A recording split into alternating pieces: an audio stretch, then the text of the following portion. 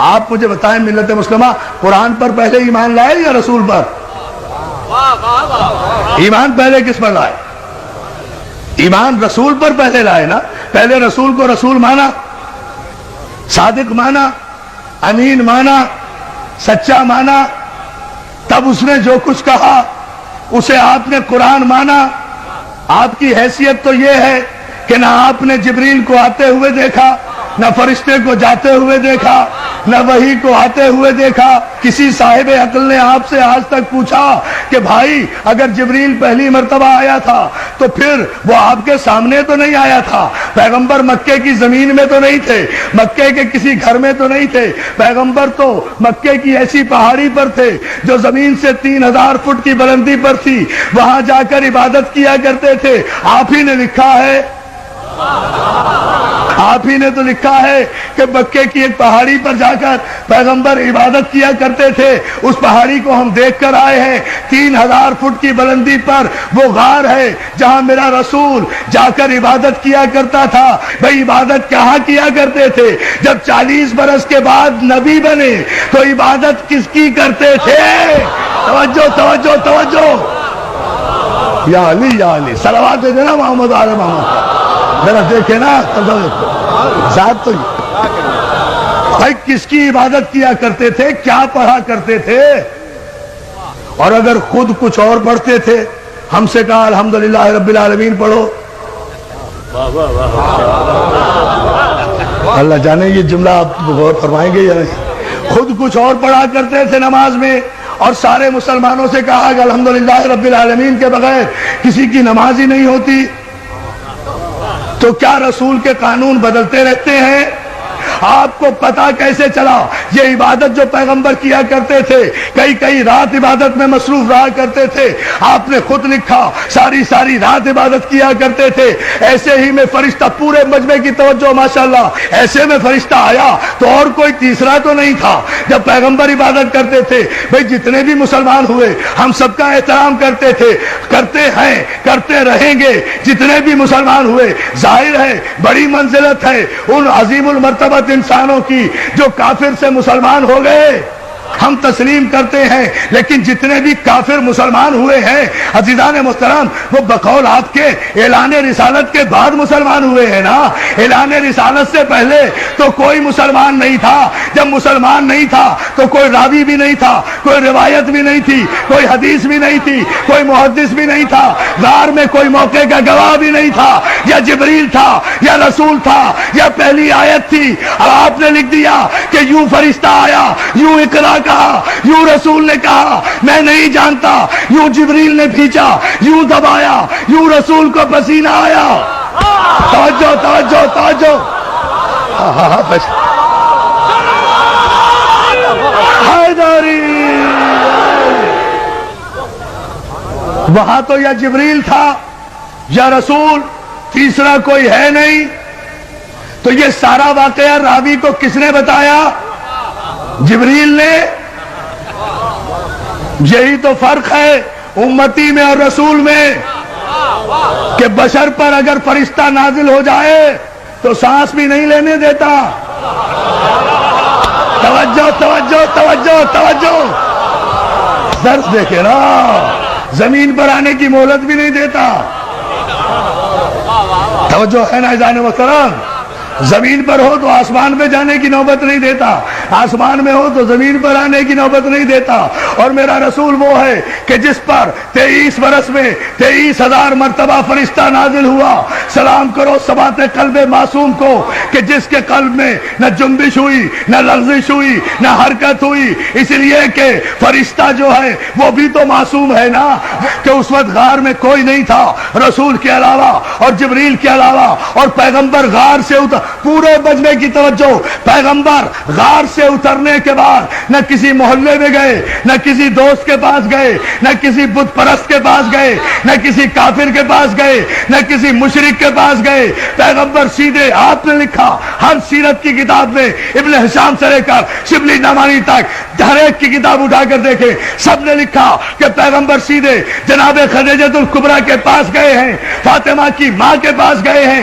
سارا واقعہ انہیں بتایا ہے کہ پہلی آیت کی شان نزول کیا تھی، تو میں یہ نہیں دیکھوں گا کہ راوی کیا کہہ رہا ہے، اس سے احترام رسول مجروح ہوتا ہے۔ مجھے تو یہ بتاؤ کہ خدیجۃ الکبریٰ نے کیا کہا، جو ہے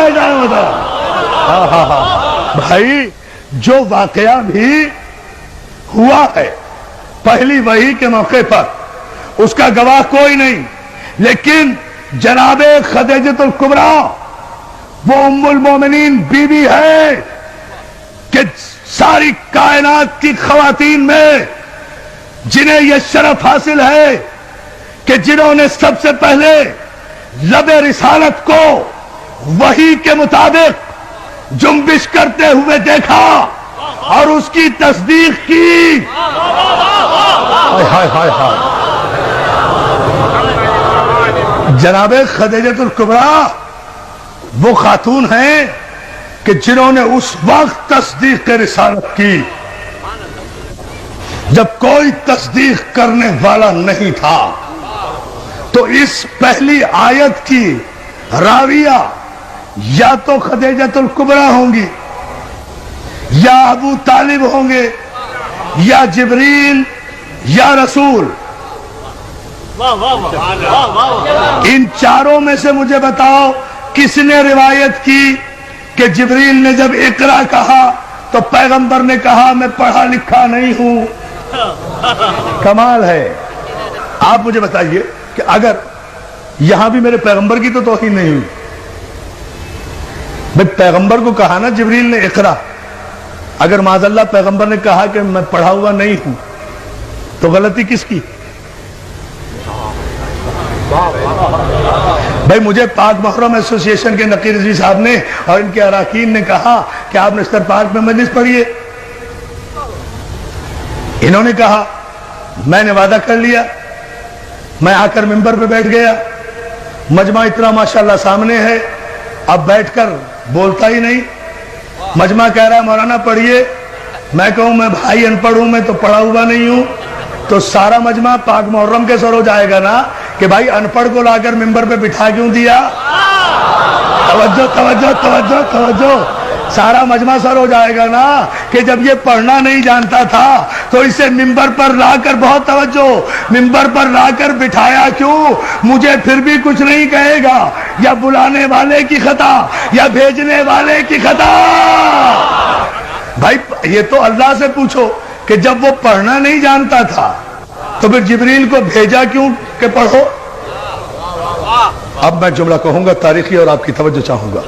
جبریل کو کہا کیوں؟ جو پڑھنا نہیں جانتا تھا، تو جبریل کو بھیجا کیوں کہ جا کر کہو کہ پڑھو؟ تو بات کس پر آ رہی ہے؟ خدا کے لیے شریعت اور معصوم کے فلسفے کو سمجھو۔ پہلی آیت ہی کی معنی و مفاہیم جن کے سمجھ میں نہیں آئے اور شان نزول سمجھ میں نہیں آیا، انہیں کیا پتا کہ شریعت کیا ہے اور بادشاہت کیا ہے؟ صلوات علی محمد آل محمد۔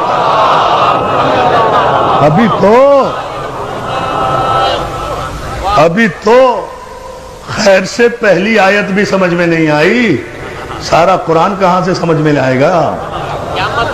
اس لیے کہ پہلی آیت ہی ابھی سمجھ میں نہیں آ رہی کہ یہ کس طرح نازل ہوئی تھی، اور مجبوری بھی پیدائشی مجبوری، اس میں کوئی قصور بھی نہیں ہے، ان کا بھی کوئی قصور نہیں، ہم تو بڑے ادب کے ساتھ کریں، اس میں کوئی قصور بھی نہیں۔ بات صرف اتنی ہے، مسئلہ صرف اتنا سا ہے، سمجھ لیجئے، بات واضح ہو جائے گی۔ بات میرے عزیز دوستو صرف اتنی سی ہے کہ اللہ جن معصومین اور معصوم انبیاء کی پرورش کرنے والوں کو منتخب کر لیتا ہے نا، ان کے نقش قدم کو بھی شریعت بنا دیتا ہے، ان کے نقش قدم کو بھی شریعت بنا دیتا ہے۔ مجھے بتائیے نا، کعبے میں جتنی شریعت جاری ہے نقش قدم ہے نا معصوم کا؟ یہی گفتگو چھوڑی تھی نا، کعبے میں جتنی شریعت جاری ہے، یہ سارے جتنے ارکان حج آپ کر رہے ہیں، یہ جتنی صحیح کر رہے ہیں، یہ صفا و مروہ کے درمیان جا رہے ہیں، یہ 3 شیطانوں کو پتھر مار رہے ہیں، اگر بغیر سوچے سمجھے مار رہے ہیں تو یہ پتھر آپ ہی پہ پڑ رہے ہیں۔ توجہ توجہ توجہ توجہ توجہ، سلوات بھیجے بابا دے برائے۔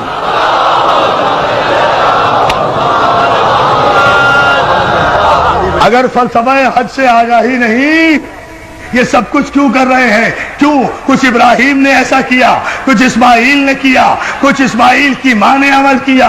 خدا نے باپ کے عمل کو بھی شریعت بنایا، بیٹے کے عمل کو بھی شریعت بنایا، معصوم نبی کی ماں کے عمل کو بھی شریعت بنایا۔ اور شریعت میں کسی کو چونو چرا کی گنجائش نہیں ہوتی، شریعت کی اپنی مرضی، معصوم کی اپنی مرضی۔ کعبے میں جاتے ہو، حجر اسود کو چومتے ہو نا، پتھر وہ بھی ہے، پتھر وہ بھی تھے جو کعبے میں رکھے ہوئے تھے، اگر ان پتھروں کو پوجا تو کافر ہو جاؤ گے، اسے نہ چوما تو کافر ہو جاؤ گے۔ لاؤ شریعت کا استعمال، بولو شریعت پر کو توجہ ہے میرے دوستو۔ جب آپ اتنے انحماق سے اور اتنی محبتوں سے سماعت فرما رہے ہیں تو پھر ذرا سا اس کی وضاحت بھی سن لیجئے، یہ زحمت بھی گوارا کر لیجئے۔ عزیزان محترم، جتنے پتھر تھے، پتھر کے خدا بنا کے رکھے تھے، سب کو نکال دیا گیا، اس کو لگایا گیا۔ پتھر وہ بھی، پتھر یہ بھی، جنس میں فرق نہیں ہے۔ اب ذرا سا علمی مرحلہ ہے، اسے تو سمجھ لیں، آپ تھوڑا سا غور کریں، نتیجہ سامنے آئے گا۔ جنس میں فرق نہیں ہے، ایک کو ہٹا دیا گیا، ایک کو لگا دیا گیا، 360 کو ہٹا دیا گیا، ایک کو لگا دیا گیا۔ چلیے بات واضح کر دوں، ٹھیک ہے نا؟ ایک کو لگایا گیا، اس کے ان کے آگے سر جھکایا تو مشرک ہو جاؤ، اسے نہ چوما تو ارکان حج مکمل نہیں ہوتے۔ یہاں تک ارکان حج میں شامل ہے کہ اگر بھیڑ اور رش کی وجہ سے حجر اسود تک نہ پہنچ سکو تو دور ہی سے اپنی ہتھیلی حجر اسود کی طرف کر کے اپنی ہتھیلی کو چوم لو، حجر اسود چومنے کا ثواب ہوگا۔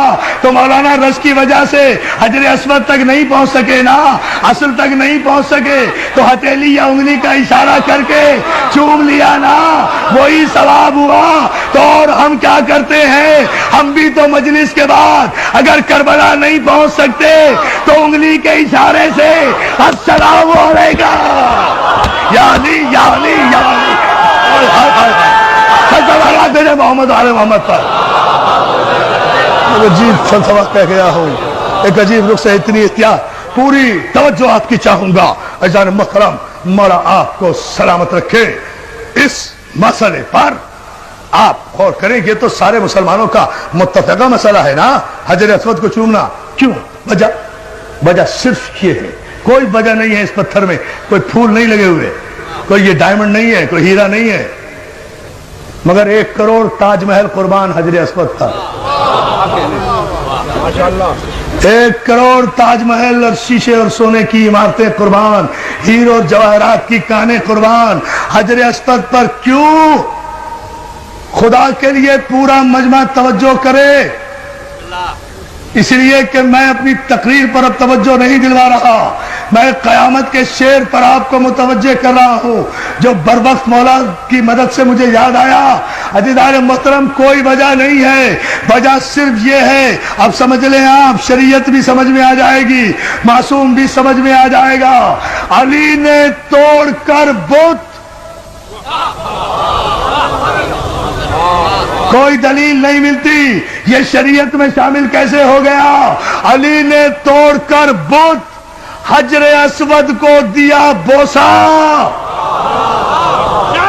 ٹھہرو بیٹا، ٹھہرو نہیں، علی نے توڑ کر بت حجر اسود کو دیا بوسا، کہیں بگڑی کہیں پر بن گئی تقدیر پتھر کی، یا علی